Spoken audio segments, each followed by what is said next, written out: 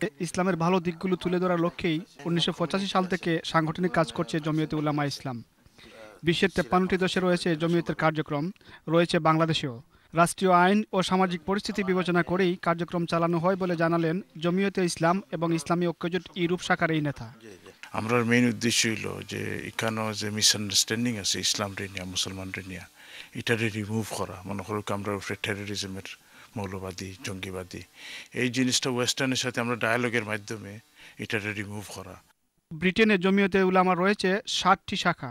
গঠনতন্ত্র অনুযায়ী প্রতি ৩ বছর পর পর ৫০০ কাউন্সিলর ভোটের মাধ্যমে কমিটির পরিবর্তন করেন। দলের একটি ব্যাংক অ্যাকাউন্ট আছে এবং তার নিয়মিত অডিটও হয়। সদস্যদের নির্ধারিত হারে চাঁদা এবং শুভাকাঙ্ক্ষীদের আর্থিক সহযোগিতায় চলে কার্যক্রম। যে রাসূলুল্লাহ সাল্লাল্লাহু আলাইহি ওয়াসাল্লাম গোটা মানব জাতির শান্তির লাগে ইসলাম, এই জিনিসটা আমরা বুঝাইতাম চাই এবং এই মেসেজটা আমরা পৌঁছাইতাম চাই জমিয়তুল উলামা এবার ইসলামী ঐক্যজোট। এরপরে এইখানেও আমরা ডেমোক্রেসি, গণতন্ত্র, সেকুলারিজম, যে we don't have any problem with the western ideologies বা দ্য ওয়েস্টার্ন লাইফস্টাইল। এদিকে খেলাফত মজলিস ইউকের রয়েছে একটি ব্যাংক অ্যাকাউন্ট। কর্মীদের ডোনেশন এবং শুভাকাঙ্ক্ষীদের অনুদানে চলে কার্যক্রম। খেলাফা প্রতিষ্ঠার জন্য যোগ্য নেতৃত্ব তৈরি করার লক্ষ্যে ব্রিটেনে এই সংগঠনটি কাজ করে যাচ্ছে বলে জানালেন ইউকে শাখার আমির।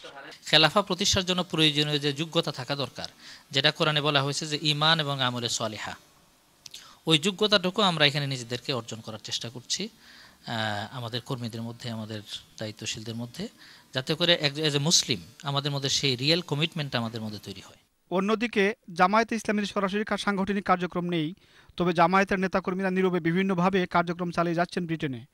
এখানে এসে দলের মুখপত্র হিসেবে বিভিন্ন সময় সংবাদ সম্মেলন এবং টকশোতে অংশ নেন জামায়াতের সেন্ট্রাল কমিটির শীর্ষ নেতারা।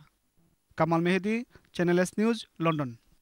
Organization for the Recognition of Bangla as an Official Language of the UN এর প্রচেষ্টায়